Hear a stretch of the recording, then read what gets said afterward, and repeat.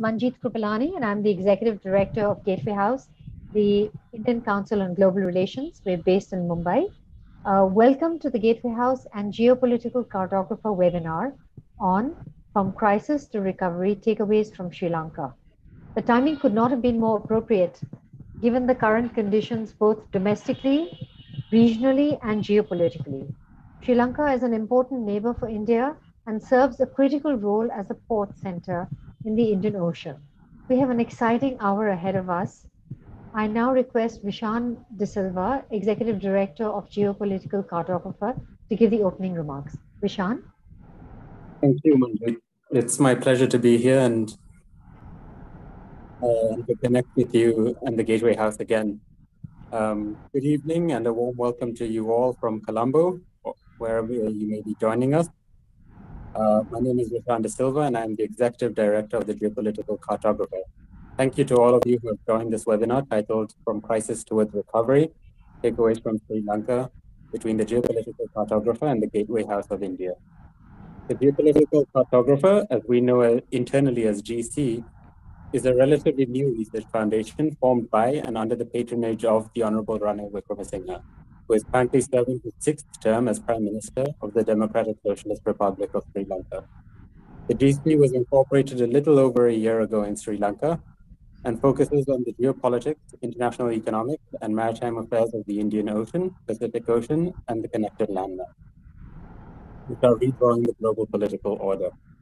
The GC is a non-profit making and non-partisan think tank and a regional public policy research foundation. It operates from Sri Lanka with a distinct external focus and outreach. The focus of the research foundation is the Indian Ocean and its littoral states, including its emergence as an epicenter in the remaking of the global political order, the creation of a single strategic maritime space resulting from the interconnection with the Pacific Ocean, and other global developments having an impact on the mission of the foundation, such as we are discussing today. Unfortunately, Dr. R. Samaratunga, the former Secretary of the Treasury of Sri Lanka and also a member of the Scientific Advisory Committee of the GC, has been unwell and will not be able to present his piece today. We will circulate some of the relevant slides that Dr. Samaratunga would have used that highlight the background and sources of the economic crisis, and hopefully Dr. Samaratunga will be able to join to make a comment during the Q&A session. I would like to thank all of our guests for joining us today, especially our esteemed panelists, Mr. Amit Bhandari, Senior Fellow, Connectivity, Investments and Energy from the Gateway House, Mrs. Chitranganee Wagiswara, the former Foreign Secretary of Sri Lanka and also a member of the SAC of GC, and Dr. Ganeshan Wignaraja, Senior Fellow of the National University of Singapore and also a member of the SAC of the GC. I would also like to thank our moderator for today's session, former Ambassador Rajiv Bhatia, Distinguished Fellow, Gateway House, as well as all the other helpers from the Gateway House, including Ali and Saeed. With that, I would like to hand the floor over to Ambassador Rajiv Bhatia to begin the session today. Thank you. Thank you very much, Manjeet and Rishan, for setting the tone for this panel discussion.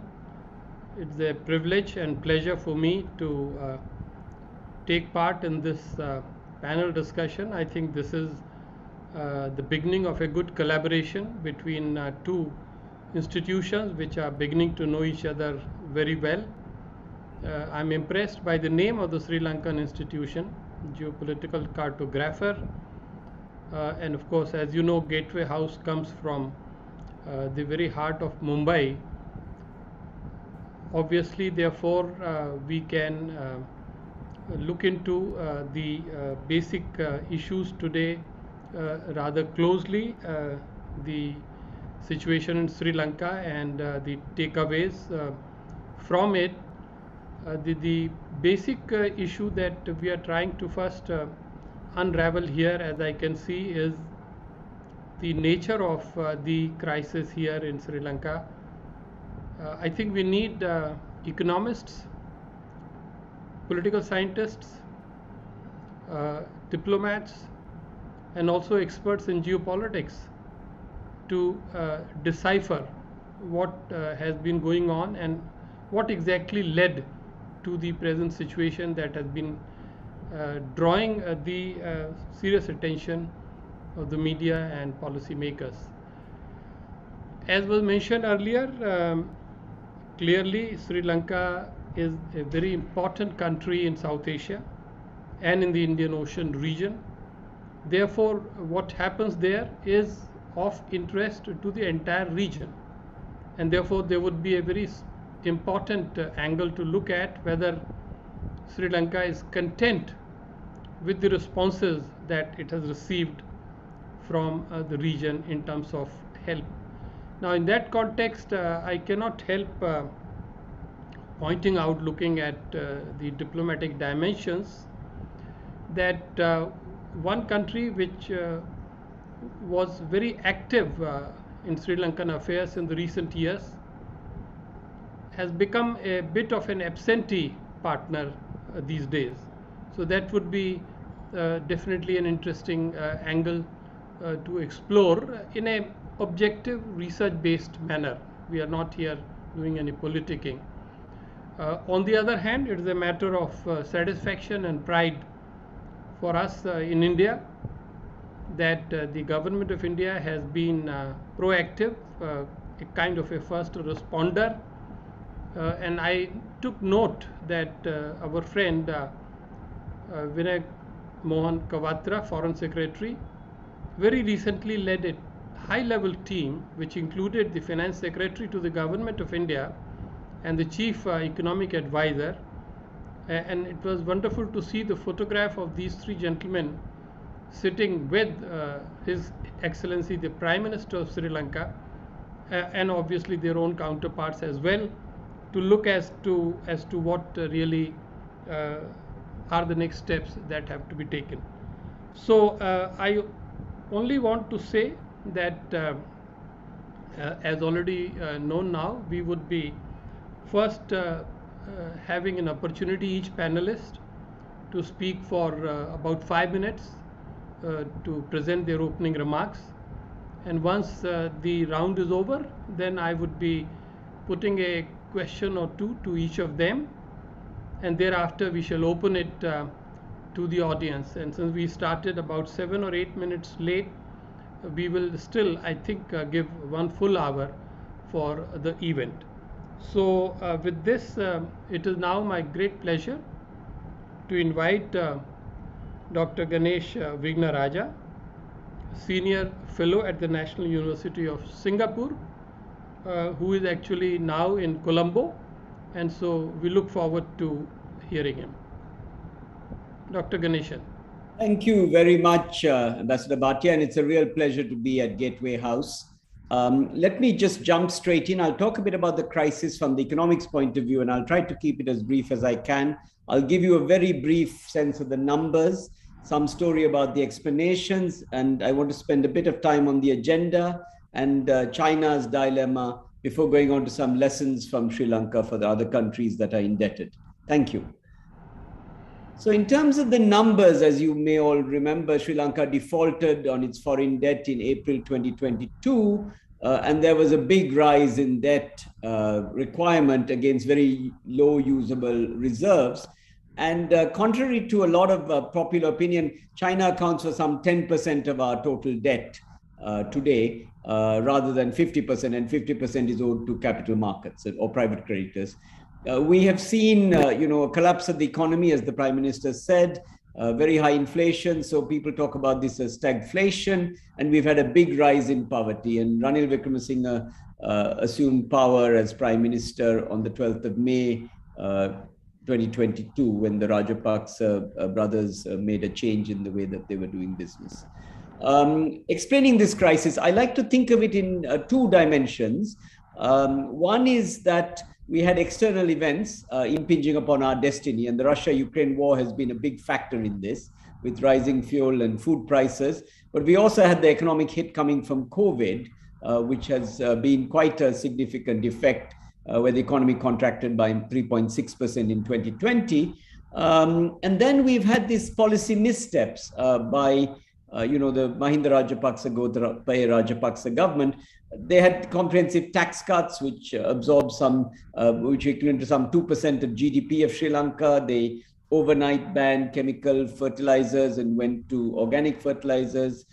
They maintained expansionary monetary policy beyond their shelf life, and a whole host of other things. And most importantly, they appointed the wrong officials in the key jobs, including a central bank governor who should really be an independent person, who turned out to be a politician and said no IMF. And then all of this happened on a weak economy. So that's the basic story, and we can come back to that. Now, where do we go from here? There are four things that have to happen. The first is we have to restructure the debt with private and bilateral creditors, and a law firm and a debt advisor have been appointed, and that process may take some time. Second, there's an IMF team in town still. I think they leave tomorrow. I was in a session with them yesterday with a few think tanks, and they're talking about a revenue-based consolidation program for Sri Lanka, where we hope to get some 3.4 billion plus money for Sri Lanka to help to stabilize the economy and to allow us to borrow again from the international capital market, which is going to be needed. One of the things that the IMF program also have underlined is that they will not cut expenditure such that the safety nets for the poor can be maintained, and they will look to the World Bank to try to provide some money for cash transfers to the poor. Because without this, we will have much hardship on the poor, and we already have significant public protest, and the bottom will fall out of society and the economy if we're not careful. And there's this horrible phenomenon that's happening of, massive poverty and this very unpalatable phenomenon of child malnutrition, stunting as poor families are down to 1 meal a day. It is really, really horrible and very distressing for all of us who are here. Now, austerity alone and supporting the poor is not enough. We're going to have to do medium to long-term reforms to change the way the Sri Lankan economy looks. We are going to have to go from a state-dominated system to a much more market-based, greener economy, which is leaner and able to compete on the basis of its competitive advantage in services, with some manufacturing and some emphasis on agriculture. The problem in Sri Lanka at the moment is there is no political consensus for this agenda. We have a kind of a multi-party government, but it's very much SLPP led. And we have the opposition who are talking about something else, but we're not quite sure what they're saying. There needs to be a very strong public communication strategy for also the reforms which are needed in this process. And the people have to be taken along with it, because adjustment will be quite demanding on the population. And we need to create this long-term vision for where we want to go as a country and a society once we resume on a growth path. And we'll have to have a lot of strong implementation and monitoring of this agenda. The IMF program, essentially, I've spoken already about. And essentially, for 18 months or so, the previous Mahinda Rajapaksa, Gotabaya Rajapaksa government said there was no need for a IMF program, instead of which they subscribed to what's called homegrown solutions, which proved to be a disaster and led us to debt amongst the international shocks coming from the Russia-Ukraine war. But there was a U-turn in policy in March, when the president announced we were going to the fund, and then we had engagement with the fund, and they're currently here. But it will take some time, and this is the fly in the ointment for Sri Lanka. To get an IMF program, we have to show debt sustainability. And that will take some time, because we have private creditors who are lawyering up, and there are significant players in the market, such as BlackRock and others, which are very powerful, and Sri Lanka has never had such a situation before. Likewise, there's China, who are being very quiet, as you alluded to in your opening remarks, on providing us with debt moratoria, which we are urgently going to need. So the economy outlook could worsen in 2022. Already the Department of Census and Statistics have said growth in the first quarter of 2022 was minus 1.6%. Forecast that I have seen can range from minus 3% for this year, which was the number that we kind of had during COVID 2020, but a much worse number of minus 6%. And then there is this real risk going forward that if we delay in implementing this IMF and structural reform agenda, and we mishandle this economy going forward because of bickering amongst the political parties as they jockey for the next set of elections, the economy could be hurt for years to come. And I'm quite worried about this. Let me lastly just mention the structural reforms, and there's a whole bunch of things that have to be done, and I'm happy to talk about that in the chat. This slide is too small to see. I just want to talk about China, which is the elephant in the room. China was very ready to give us commercial loans for infrastructure projects, sparking claims that China is stuck in a debt trap, put Sri Lanka into a Chinese debt trap. And this narrative is there also from CPD in India as well as other institutions. When you look at the evidence, you see that there's good and bad projects on the ground. So kind of a really bad project would be something like, the bird's nest in Colombo, this cultural center that they built, which is not much used. There is the Lotus Tower that hangs over Colombo city, and Chitranganee, I'm sure, can see it from a window. Then there are these good projects in inverted commas, such as the CICT terminal in Colombo port, which has been a major region for Sri Lanka being able to export and act as a transshipment hub for India. So there are good and bad projects. They're not all bad. But we asked, China sort of about debt forgiveness, and, we owe something like 9% of equivalent of our GDP to China as of now. That's $7.6 billion as of now. That's the estimate I make. So the debt problem is not wholly made in China, it's made in capital markets. China has faced this dilemma. On the one hand, it wants to be a friend to Sri Lanka and not lose commercial opportunities, particularly 6% loans are involved, which it has had in Hambantota among some of the loans. But it worries that if it gives Sri Lanka unilateral moratoria on debt or debt forgiveness, this will mean there is a queue of people coming to China saying that, we have the debt distress problems and we want that. And China also makes this excuse that it is having a slowdown and a rise in cases, and it's much more preoccupied with things at home. There are many lessons from the Sri Lankan case. There is a piece which I won't go into. The most important lesson for me is this issue about macroprudential. Basically, it means a strong independent central bank. And the central bank is at the core of our system in Sri Lanka. And sadly, it failed from the top level because the governor, said there was no crisis, that we had plenty of money, and instead of which he sold all the foreign exchange to defend the currency and including the gold, and he let us down very, very badly. So I think a strong independent central bank is necessary with an independently focused monetary board. So the management of the central bank includes the governor plus a couple of other independents. I think the monetary board in future should have 3 or 4 independents, and they should have a very strong voice in the management of the central bank.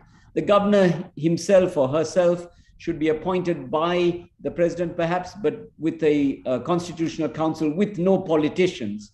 So I've decided to be very radical in what I'm suggesting. And some of this I hope will get reflected in a new Banking Law Act, which is under the purview at the moment of Central Bank and Parliament, and also a new Central Bank Act. And we should be very honest in our communication. So let me just stop there by saying Sri Lanka is in a very painful storyline at the moment, and there are no quick fixes to this crisis. But I sincerely believe that with the right policies and political will, we can come out by leveraging our geography and skill base. Remember, Sri Lanka's debt problem is peanuts. I mean, it's only 5-6 billion this year. This is something that can easily be sorted out. And then the fundamentals are quite good. Bridging finance from friendly countries and debt forgiveness, I think, is terribly important. And other countries have to learn the lessons from Sri Lanka so we don't repeat this. Thank you very much. I'm sorry I've taken too long. Thank you very much for an excellent opening presentation. I think you have made the task of other panelists much easier. We shall have a chance to pose questions to you. Now let me request Amit Bhandari, who is a Senior Fellow at Gateway House, specializing in economic, energy and other related sectors. He has been watching Sri Lanka very closely. Amit, 5 minutes, please. Yeah, thank you, Rajiv. Thank you, Manjeet, also for sharing a link to a report that Gateway House had published in 2018, looking at significant Chinese investments in South Asian region. And back in 2018, we had pointed out certain issues about debt sustainability for Sri Lanka and Pakistan, specifically in the South Asian region. Now, before we jump into solutions, I would probably want to spend some time on what the problem is, and which is of course caused by reckless borrowing. And this is a common strand which can be seen in defaults of Sri Lanka, Lebanon, Greece, or Argentina. And specific problems of Sri Lanka are also evident in some other countries of the region at a milder scale. Pakistan right now is in the process of negotiations with IMF for I think yet another bailout package. Maldives has faced a problem too. And in the slightly extended neighborhood, Laos and Kenya are facing similar issues. Now, one common factor in all of these seems to be China, which has also played a role by handing out cash for unsustainable projects at high interest rates. We are not commenting on the intent behind the loans. We are merely pointing the outcome that they have led to, which is clearly not something anybody desired. The other issue, of course, is the weak governance in the host countries, which allowed this kind of a situation to arise, letting this unsustainable debt pile up. Now, I will take the example of Pakistan, where we have seen power projects built way beyond what the local economy needs, which is overcapacity that has been created. In Sri Lanka, we see that in Hambantota port and the airport which has been built nearby. At a very high cost, the projects have been built at a much higher cost, and the interest rates on these loans are also substantially more than what a World Bank or ADB would have given for infrastructure. In Pakistan's case, we have seen loans at LIBOR plus 4%. In Sri Lanka's case, I think some loans in 2014-15 were made at LIBOR plus 3.5%, which for that time was a high interest rate. So this is a larger problem which Sri Lanka now and a number of other countries will have to deal with. Unfortunately, in this case, Sri Lanka has served as the proverbial canary in the coal mine.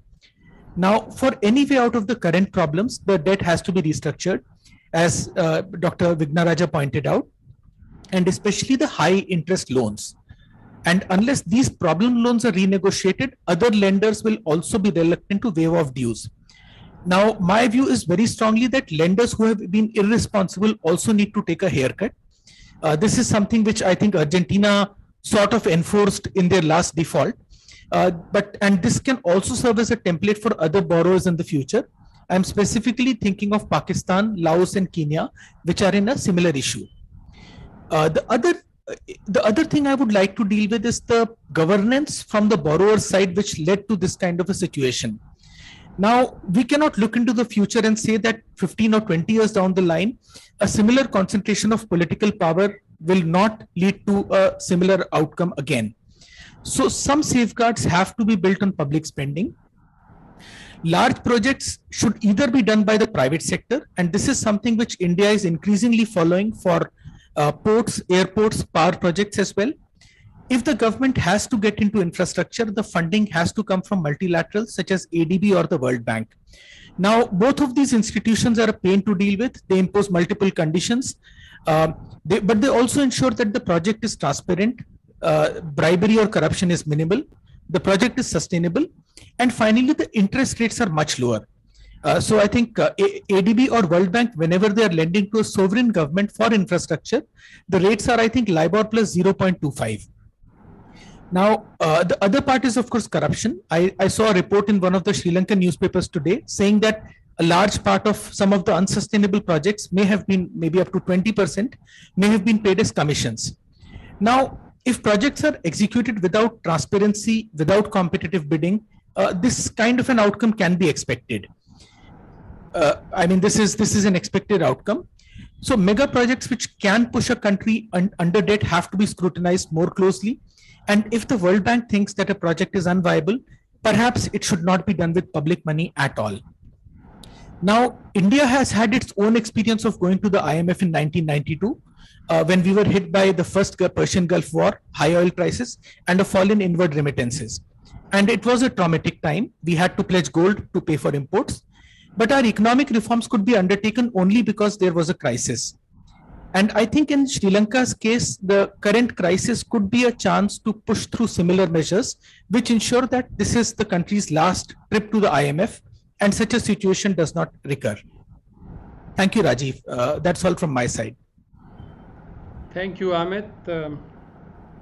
As always, very precise, but also very clear. And you have a perspective which is not based on any ideological angle, so I'm sure it will also attract some discussion and debate at this stage. We are honored to have with us Mrs. Chitranganee, a former Foreign Secretary in Sri Lanka, and we look forward now to hear your presentation, Madam. Please go ahead. 5 minutes or so.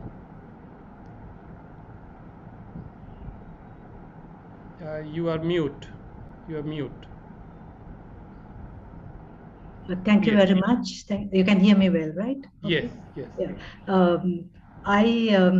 And as I have only 5 minutes, I'll go very quickly. And I will not deal with the crisis from the economics point of view, because I think Dr. Ganesh and also Dr. Samaratunga's slides, which has been circulated, as well as Amit Bhandari has gone through. So what I will focus is on the topic today, on the takeaways for Sri Lanka and of course India, Sri Lanka, because that is my area which I think I've been asked to speak on, although I was not due to speak in the early panel, but thank you for the opportunity. So let me focus on the role that India has been playing and continues to play.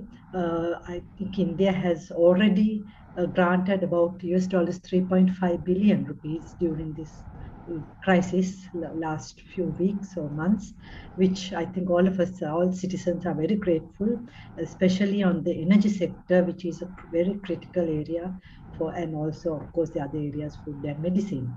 It is also heartening to note that the southern state of Tamil Nadu has also sent about 2 shipments to Sri Lanka, food and medicine, which we do appreciate, and I think we should take note of.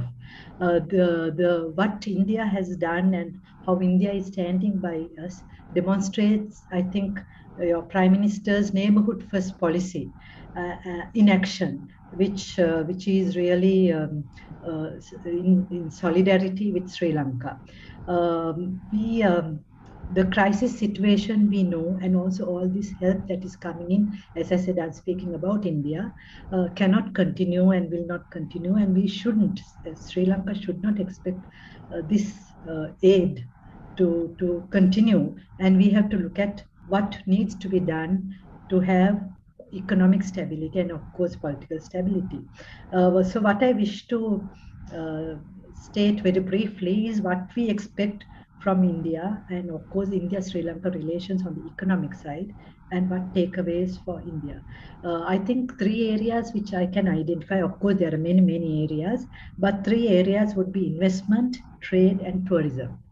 On the investment side, of course, as fuel and energy is one of the priorities, we know that IOC, Indian Oil Corporation, is already in Sri Lanka, and there could be many more agreements or sort of discussions, negotiations on how well this IOC could also handle this issue of energy. And Sri Lanka has announced that we will open up the energy sector for the private sector for procurement and refinery, etc. And that is yet to be seen, but I think that's a positive step, and India could also look at opportunities. Then on the alternative energy side, solar and wind energy are areas where India also has a lot of expertise, and that's another area. In the long term, of course, oil exploration. We have done some tests, and there is some evidence that there may be oil in the offshore oil in the western shore of Sri Lanka, and that's a long-term issue. Then on the pharmaceuticals, digital infrastructure, other areas where India could look at, because as I said, we have to now start looking at areas on the economic front, how we could work with India and of course with the rest of the world and other countries that are prepared to partner with Sri Lanka. On the FTA with Sri Lanka, which is now about, I think, about 20 years since we first started operating the FTA, there are certain areas that needs to be discussed to promote more trade between the 2 countries.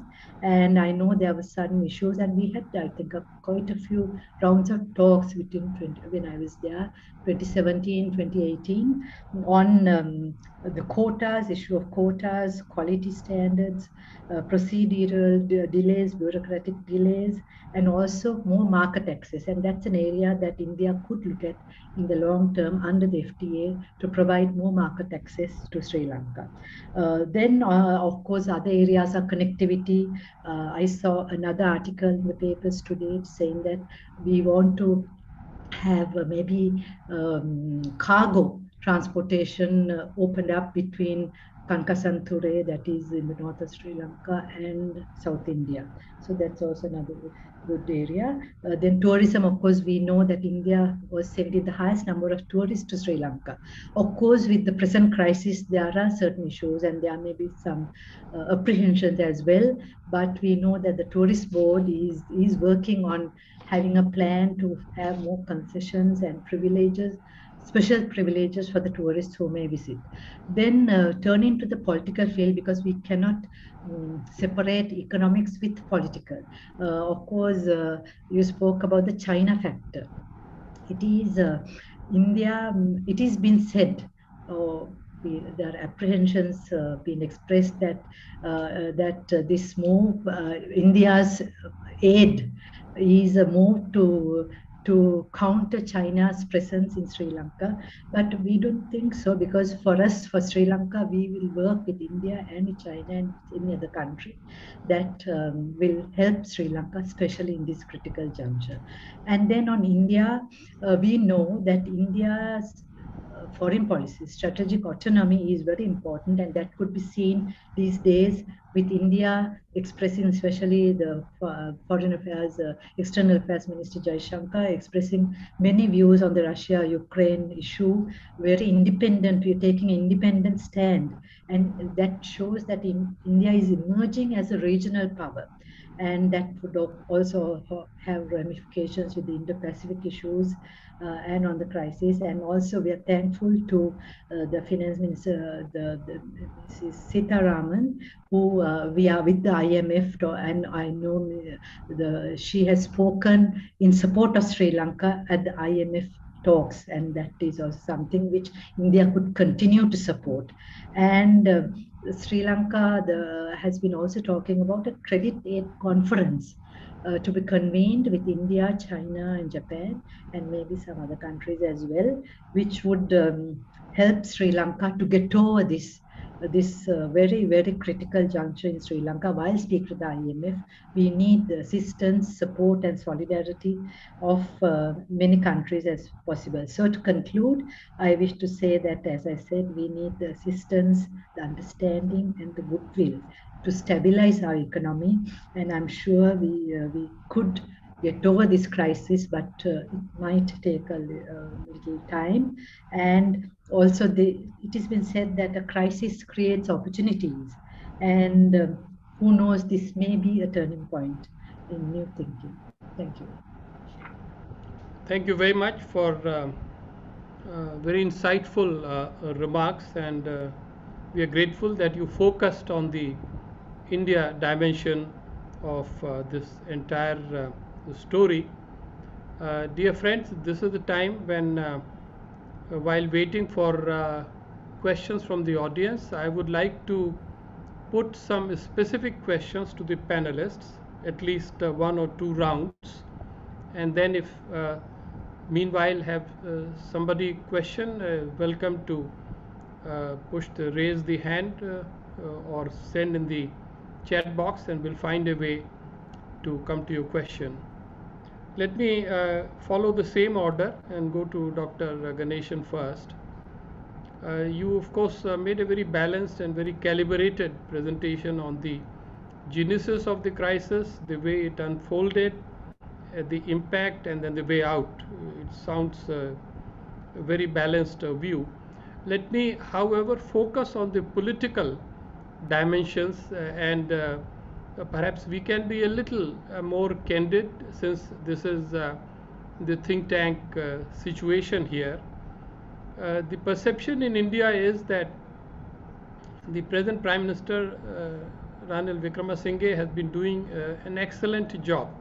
He is doing a brave, courageous job, and yet he does not really have a political base of his own. Those who had the political base and who received overwhelming support from the people of Sri Lanka, not once but twice, first for the presidential election and then for the parliamentary elections, ended up perhaps being blamed for misgovernance. You yourself have raised and referred to this again and again. So my question is really, when there is a fatal mix of populism, a bit of authoritarianism, and also perhaps a considerable amount of political corruption, does that create a very fertile climate for the kind of economic challenges the country is facing today? Dr. Ganeshan. No, thank you. It's a very pertinent question, I think, because when we really look at what has happened here in the past, it is really quite horrifying. That you can take a country that is at the cusp of upper middle income and then collapse it down where our per capita income is falling, right? And in Gotabaya Rajapaksa's vistas of prosperity and splendor, he talked about $6,500 by 2025. I think we'll be lucky to keep our per capita income at $3,000 per head if we don't manage our economy right. And there is a serious risk of further backsliding if the reforms aren't done. So I think really three things have to happen, Ambassador Bhatia. The first is we've got to implement both an IMF program and a 5-year program, not a 3-year program. And that was one of the points I made to the IMF team last night as I was asked to speak with them. And a second, and the reason I asked for 5 years is that we need some time for adjustment. And I sort of suggested to them that they should go gradually on Sri Lanka. Otherwise, the political will may not be there to implement the multitude of reforms they want to have. The second very important thing is we've got to have structural reforms. And I think that really means getting government out of a lot of areas in Sri Lanka, sadly, because, we have too much government, sadly. We have state-owned enterprises, for instance, the fuel sector. And today, government ended the duopoly, I think. Is that right? I think Chitranganee can answer to that. I think they entered the duopoly today, which I think was quite significant, allowing anyone to import fuel. But we're going to have to really deal with all these state-owned enterprises. And that's very, very important. It's very difficult and very messy because the unions are very strong. The third thing we've got to do, Ambassador Bhatia, is to have very strong anti-corruption measures right through. We have to have, a strong sense of corruption and parliamentary scrutiny. Wrongdoers have to be punished. And the problem comes if we accept the theory that the family were very corrupt, which is what's being put out there now. And some ridiculous numbers are thrown about the extent of corruption, which I don't quite subscribe to, but certainly there seems to have been evidence of rent-seeking behavior at different points. We then have to say, look, we also have to have some sort of recovery of these types of assets. So I think these are the hard issues we're going to have to tackle if we want this country to prosper. And I think there's a hard choice that people have to face, right? Do we want to be, and I'll put it out there, a failed state model, which is something that Pakistan emulates, in my view, or do we want to be a prosperous country that is like a Hong Kong on China, in the case of India? And that's a really hard choice at the next election. So there are no easy answers, Ambassador, but I think these are the hard choices we're going to face. Chitranganee may want to also respond. I don't mean to put you in the hot seat, Chitranganee, but... Thank you very much. Thank you very much. I think you have been quite forthright, and all that I want to share with you is that here we in India do not really hold very strong views when it comes to the internal political configurations. But as a student of politics over a long period, it does, I can dare say, seem very glaring when 7 or 8 members of a family enter the cabinet. This was quite unprecedented, I think, in our part of the world. And when that happens, and when that gets accepted by the people, then pain perhaps becomes inevitable in some form or the other.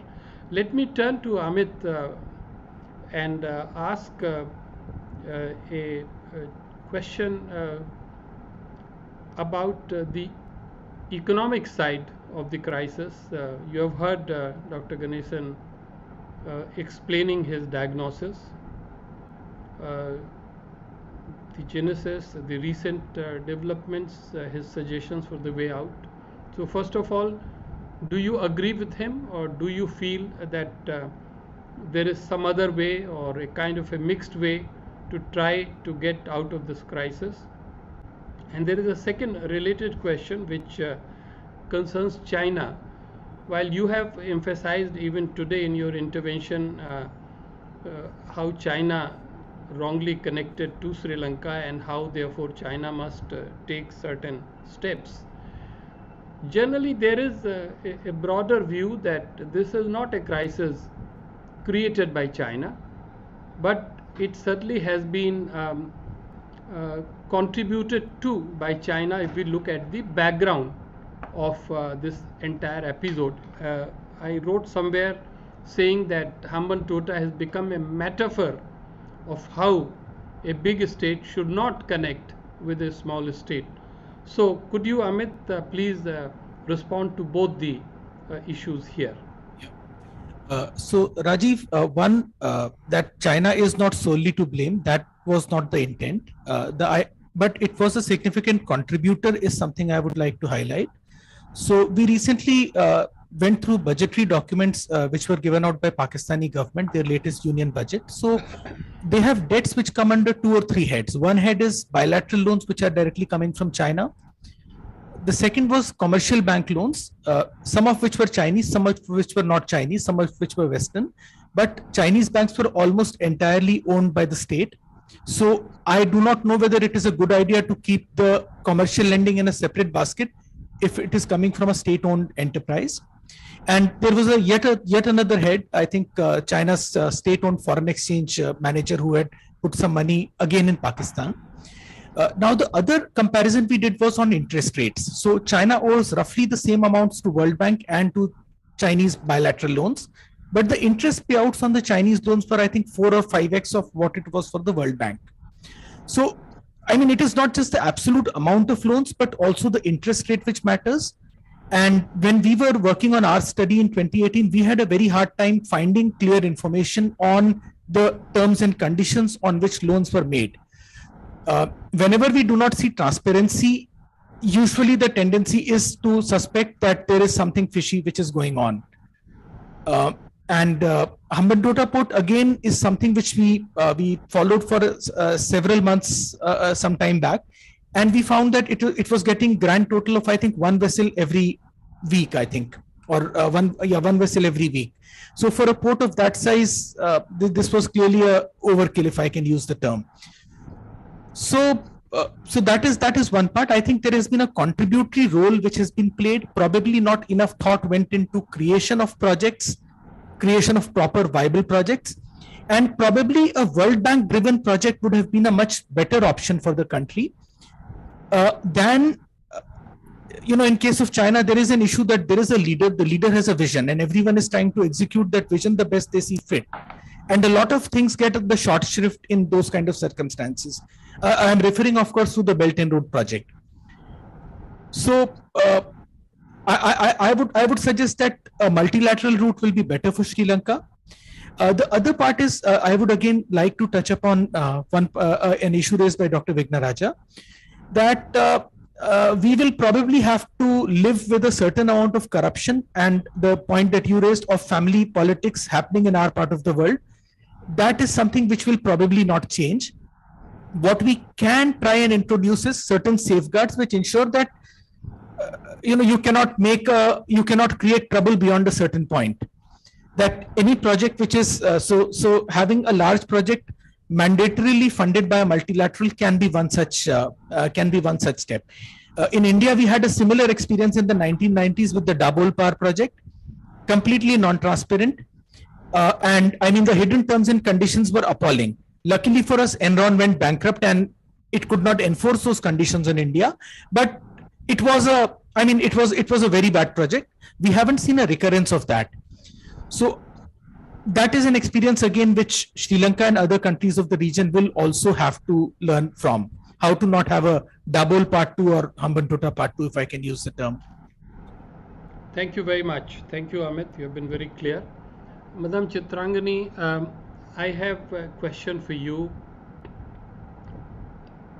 in Sri Lanka today, in this context of the political and economic crisis, there are other players, other external players than India and China. So there is Japan. We have been hearing that Sri Lanka-Japan relations have been stressed, and as a result, Japan is not coming forward fully to assist Sri Lanka. Then, of course, there is US, the traditional partner for Sri Lanka of long standing, the US and UK and a few other Western countries. So my question to you is, how, in your judgment, these other external partners are performing to help Sri Lanka resolve what has been touted as the single gravest economic crisis since independence?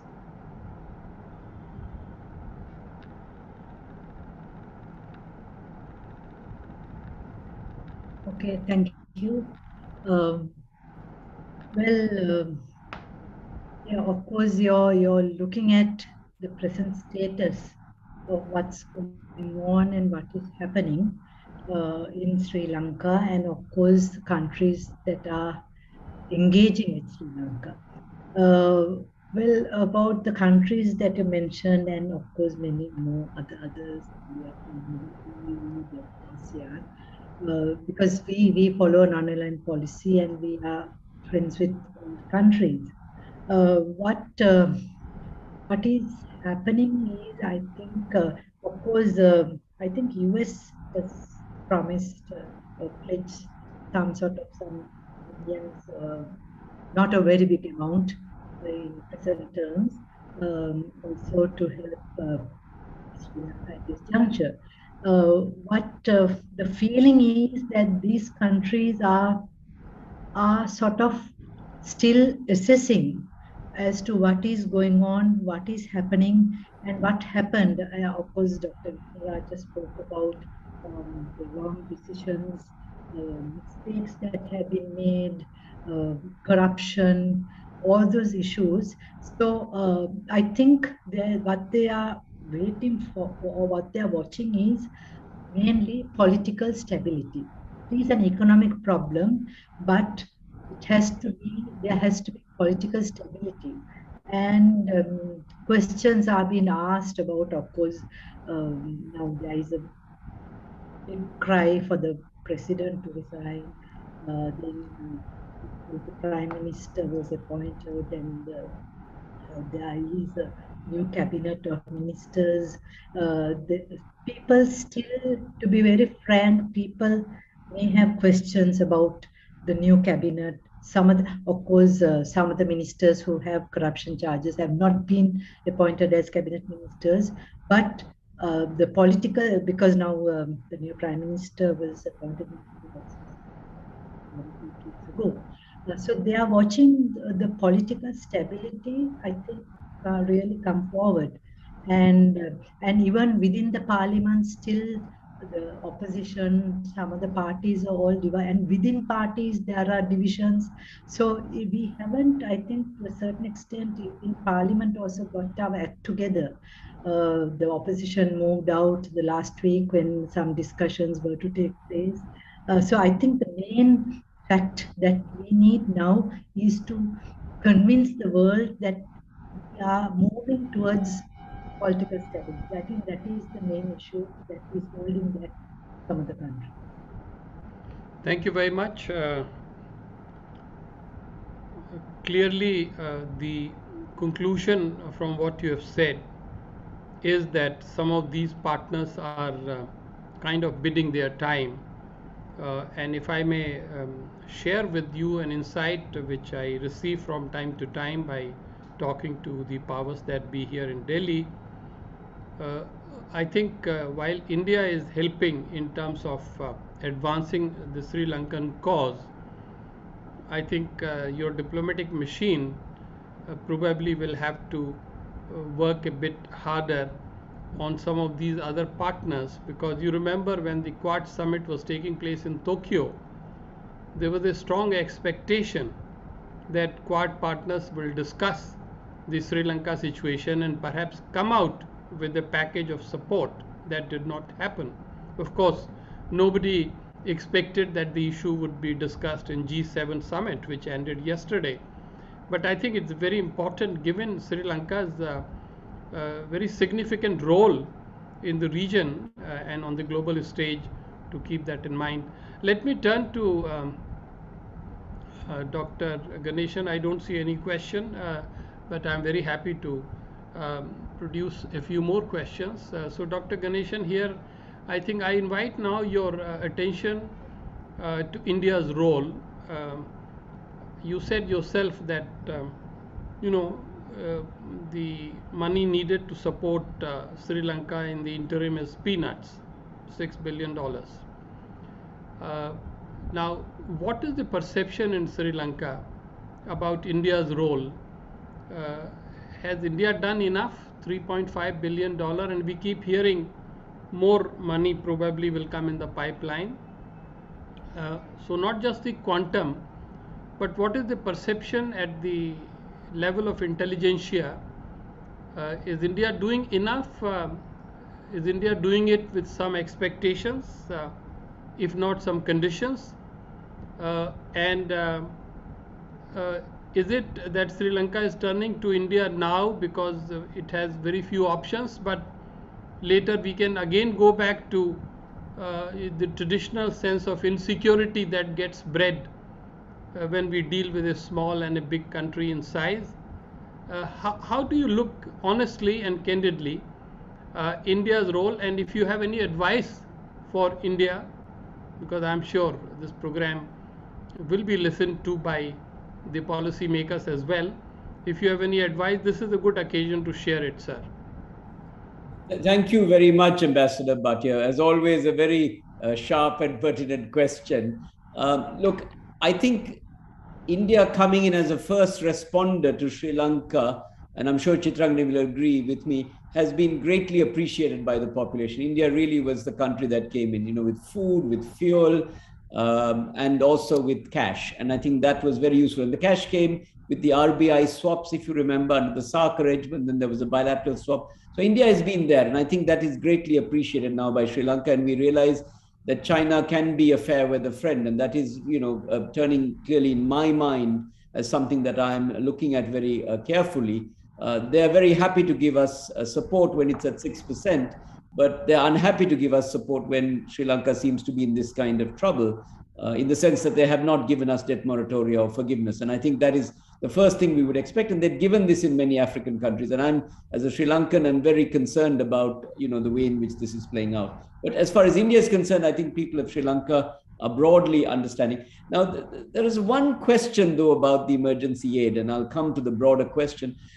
What I would like to know better, again, as a Sri Lankan and without any affiliation, is what kind of monitoring India is putting in place for how that aid is being distributed, right, in Sri Lanka. And I would have thought, and I hope, that that aid is being very carefully monitored by the embassy, right? So there are very few leakages. It's getting to the needy and the poor through appropriate systems, perhaps through NGOs, which I think may be in some case as good as some government routes. So we avoid the politicians putting some of this in their pockets. And I have no evidence of any of this. I'm just saying that Indian aid should be very carefully monitored. We see the numbers very big, but I would really like it to go to the poor and all over Sri Lanka, not just, in certain bits of Sri Lanka. So that's the first point. So monitoring the aid that you give, I think, is very important with the food and things like that. That's one. And if there are instances of corruption, that should be immediately called out by India. There should be no, this is Indian taxpayer money. And we need to be very clear in Sri Lanka and also with India that this money is being used properly to alleviate the suffering of the Sri Lankan people. I think that is absolutely essential.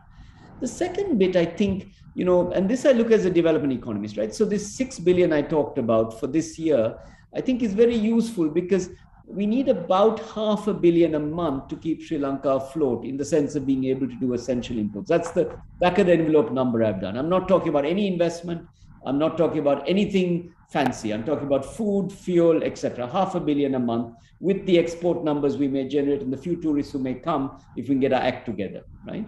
Now, that's not a big number for India. And I would like India to consider doing something very historic, which would really build up your ambition of you being on the Security Council, being part of the G20. India should really think big. The Sri Lanka problem is one city in India. What is this? One city that has been petulant, which has been badly governed, if I can say it, right? So for India, this is nothing. India to consider co-supporting an IMF program. And I think that would be a really historic step as far as I am concerned. And it's the kind of thing I think the Honorable Prime Minister of Sri Lanka should consider making that part of his proposal, rather than, just asking for bilateral. We should do it in a way that India looks really good at this. And it would really allow Indian soft power to be realized. And as I said, Sri Lanka is very doable if you do it in conjunction with the IMF, because the IMF has capability of supervision of something like this with India and the finance ministry.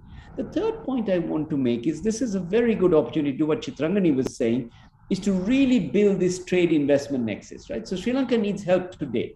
And I see the relationship going from dependency, which is what we desperately need today, the people of Sri Lanka, not the government, people, right? To an aid-trade relationship, which can be a win-win. Having seen the Hong Kong-China model, right? Having seen the South Africa model with its neighbors, having seen these larger configurations even in Latin America, Brazil and its neighbors, Sri Lanka, India is a natural configuration because of the geography, right? Now, what that means in my view, and I'm not necessarily asking my colleagues to agree with me, I think the development has to come through the South Indian states, as Prime Minister Ranil has talked about, along with the linkages with Sri Lanka. And this is pure geography. And that would have to come through the north. It would mean we have to build the idea of the ferry service and the shipping lines connecting with the north and with South India. The airport has to function properly. Tourists have to be welcomed. And then we have to look at this whole Trincomalee project again. So I think looking at it in that way, the infrastructure can be built, and then the trade agreement would then add the rules-based working of this. And I remember even talking to the port city people in Colombo and them saying, look, this cannot work if it's predicated upon Chinese and East Asian investment. Indian investors from, say, Gurgaon or Mumbai, where you all are based, may come and consider putting money in the services sector, in a prosperous Sri Lanka. I'm not saying coming and putting money in a bankrupt Sri Lanka, but in prosperous. And this would be very useful. After all, Indian investment went to Mauritius, which was far further out, if you remember, and fueled the financial center there. So I think the India-Sri Lanka relationship can be reset in a very positivist manner. And it can also be supportive of Indian leadership globally, and really showing that Indian soft power can work. One last point, an understated thing in Indian aid that I have always thought is very important was this ambulance service you built in Sri Lanka, which was a marvelous example of a project. We have these public health system in Sri Lanka through some 1,000-odd plus hospitals. And we had a problem because we couldn't get people to the hospitals. And India came with this $20 million project, right? That was all it was, with 400 plus Tata ambulances, and just changed the game, right, in which that can work. And there's a wonderful example. Indians don't talk about this enough, to be honest with you. So I think Indians should be much prouder about their aid. The first Rust founder story in Sri Lanka, etc. Plus, going from aid dependence to trade and investment. And I think the Sri Lankans also, and I will do this in my own way, and I'm sure Chitranganee will, to talk about this natural geography we should exploit. Thank you very much, Dr. Ganeshan. I appreciate very much. A very quick last two questions. We are at 6:04, so we should be handing it over back to Manjeet in next 3-4 minutes. Amit,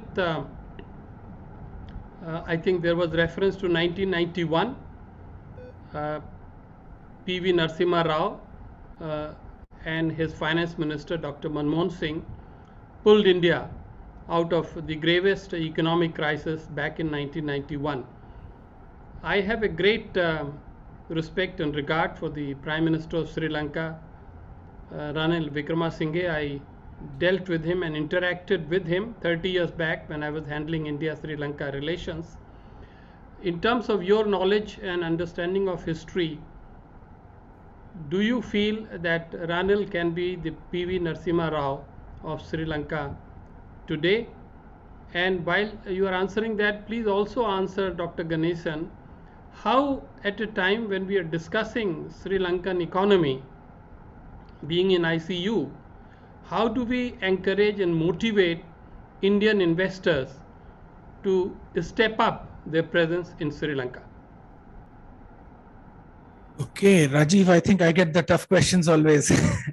Okay, so I will let me take up the second part on potential areas of collaboration.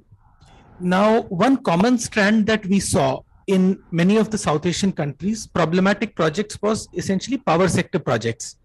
Now India gets most of its electricity from coal produced locally, which is very cheap. So our power sector is a mess, but it is a domestic mess. Unfortunately, a Sri Lanka or a Pakistan cannot get a World Bank loan for a thermal power plant, a coal-based power plant like India has. So one short-term solution, and I think this project has been on the on sort of the planning board for over a decade now, would be to connect Sri Lankan grid with the Indian grid as well. That provides Sri Lanka access to cheap power, cheap and reliable power from the Indian grid, from NTPC. And I think if you see from the Indian side of the Tamil Nadu coast actually is home to about 8 or 9,000 megawatts of wind farms. So I think Sri Lankan side also has substantial potential for renewable energy, and renewable energy could be one major export from Sri Lanka to India. This is something which can be done in a sort of isolation from rest of the economy. It is something which can be done in a relatively short frame of time. Renewable energy projects are fairly quick to be to executed. So I think this could present one area for collaboration. The other part is that, I mean, and this pains me to say this, but India has, to its credit, a number of missteps on issues like taxation and treatment of investors. And Dr. Wignaraja pointed out about the role Mauritius has played in India, FDI coming into India, and it is possible that Sri Lanka could play a similar role.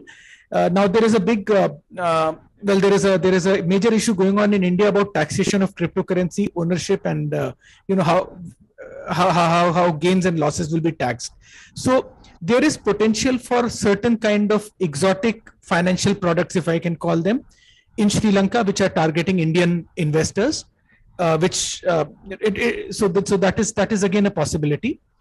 On Prime Minister Wickremesinghe, you do know him much better than anybody else here. I mean, any of us here in Gateway House.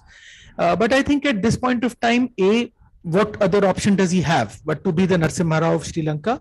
And second, I think the time at which he took the job, it was pretty clear how bad the crisis has become and how much worse it is going to get before things start improving. So somewhere I think that link with reality is there, that yes, we are in a grave crisis and that somebody has to take on the heavy lifting. So I would feel much more optimistic about him than about his predecessor. That's all from my side, Rajiv. Thank you very much, Amit. Very convincingly answered. My last question has to go to Madam Chitranganee as the head of the diplomatic service in Sri Lanka, and coming from a country which chaired BIMSTEC until March this year, the regional body for cooperation and integration in this region. And it's a body in which Sri Lanka has invested heavily politically and in other terms. And obviously, unless and until Sri Lankan economy regains health, Sri Lanka would be hard put to contribute to BIMSTEC. My question is it possible for Sri Lanka to go to BIMSTEC as well and see if some of the countries, for example Bangladesh, which is making rapid progress on the economic front, and Thailand, which remains a very successful economy in Southeast Asia, whether some assistance, some help can be secured beyond moral support for Sri Lanka. Okay, thank you, Ambassador. Yeah, I think, as you said, we have been playing quite a role in BIMSTEC, and we were also, I think, the first chair of BIMSTEC. And also, I was speaking about goodwill, where we enjoy goodwill with most of the countries, and of course within BIMSTEC. You spoke about Bangladesh, Thailand. Bangladesh, in fact, has also come in of course, during the last few weeks to help us in certain way, because Bangladesh economy is also moving quite well. So Bangladesh has been in the picture, and we could, of course, depend on more aid and solidarity with Bangladesh and also Thailand. So while we work with countries bilaterally, I think, as it has been mentioned, we should also look at regional assistance from regional bodies and also multilateral. Even the UN has promised some aid. I saw a few days back. So we cannot be choosing, whom we can expect and who is prepared to help us. I think we should approach. And if I may just say a few words about what we were spoken about India. India has, and also Dr. Ganeshan was speaking about what India could do. India is not India 20, 30 years ago. It's a different country altogether.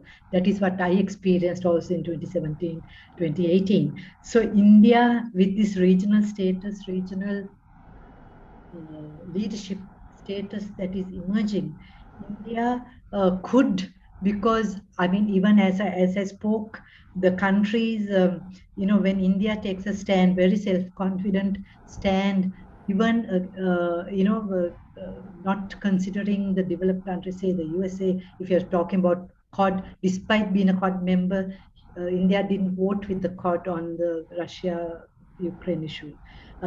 And also, it's very interesting to see the reaction of these countries. The US or Europe, initially they said, okay, we understand the position taken by India. So India has a big say and could be a very important partner for Sri Lanka. And India's rise is also very useful for Sri Lanka. And these are the areas that we could look at. So India could play a bigger role than before. Thank you very much. Really appreciate that. And Manjeet, please give me 3 more minutes because my monopoly has just been compromised. We have a question from the chat box. And Dr. Ganeshan, this question has to come to you. It says, and this coming from Pamela Dean, we appreciate very much the assistance extended by India. However, there is a public concern that India is trying to take over strategic assets in the country. It is important for India to address these concerns without any delay. If not, there is a possibility of seeking support away from the region. My only comment is that this question does expand my knowledge about Sri Lanka, because this is the first time I'm hearing that India is trying to take away national assets of Sri Lanka. But over to you, Dr. Ganeshan, please respond. So, I mean, this is a fascinating debate we are having because, we quietly gave China lots of our strategic assets without even thinking about it, with no feasibility studies, no planning, no discussion. It was just done. And, there were some good projects, but some really low return projects. And, I don't dismiss the entire Chinese portfolio. Some of the projects are essential for Sri Lanka to kind of get on with it. For instance, the power plant also, while I don't like coal power plants, without that we wouldn't have any electricity today, given the way we've managed the electricity, as well as the port, as I mentioned, in Colombo port and the CICT terminal. But the Indian story, look, my sense of it is, look, there's this issue for sure of the oil tanks that they talk about. Now, I think that would have been an easy thing for us to have done under some agreement with India. And I think that had been promised, but the Sri Lankan side, to my knowledge, didn't really follow through properly with that. And I think that's a gap. The terminal in Colombo, Adani was trying to come. Okay, so here's the issue, I think, for Sri Lanka, that we are encouraging an Indian businessman, one big family, to come to Sri Lanka, right? And it would be more palatable if you encouraged a broader group of Indian investors to come. I think that may be one issue, because people worry about monopolies, right? And about dominant people. And I'm sure you worry about that everywhere. Whereas if a broader base group of Indian investors, for instance, unknown to us, perhaps publicly, the largest poultry farmer in India is in Sri Lanka. I met him the other day. He's from the south. and does an excellent job. I think he produces chickens for export to India, which I was like, wow, I never knew this, right? The TVS group from the south is in Sri Lanka and has been for many years. So I think we should encourage a broad-based investment from India, right? I think that's very important. So my sort of point is Sri Lanka in its current state needs investment from anywhere, right? And we have to tell Sri Lankan people that it can come from wherever it is, providing it's coming at a sort of a rules-based manner, which doesn't discriminate between local and foreign and follows certain standards that should come. And if Indian investment come, we should encourage it. And I think Indian investment and the link with India is very, very important. Because you see, what's not known in Sri Lanka is the Chinese have come, they built infrastructure. There's very little FDI from China in manufacturing, none.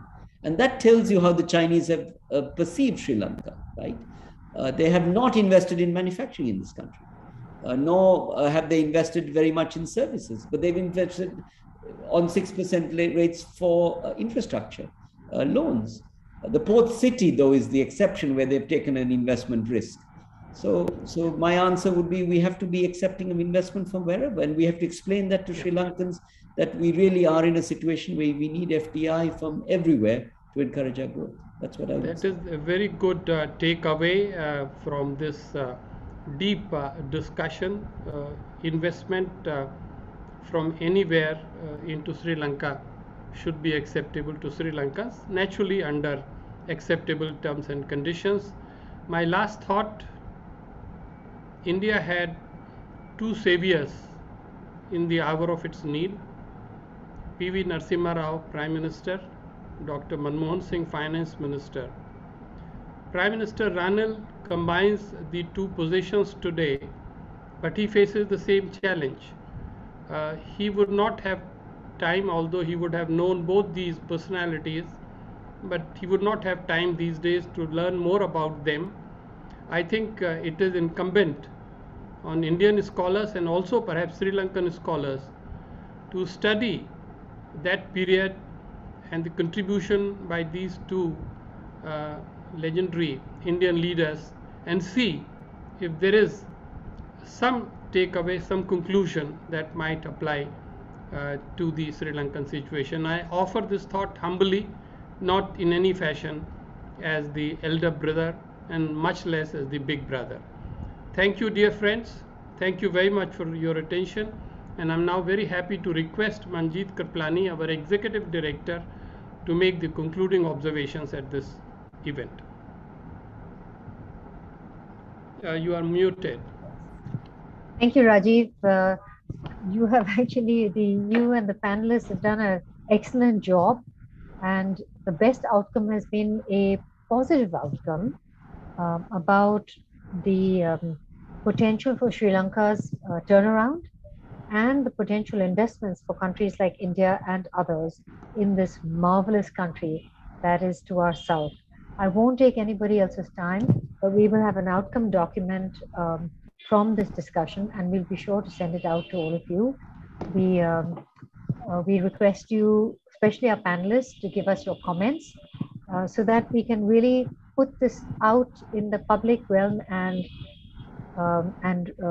socialize some of these ideas publicly. We look forward to many more such discussions and with Geographical Cartographer. And thank you all very much. Thank you. Thank you very much. All the best. Bye-bye. We are with you. Thank you. It's been a wonderful session. Thank you. Thank you.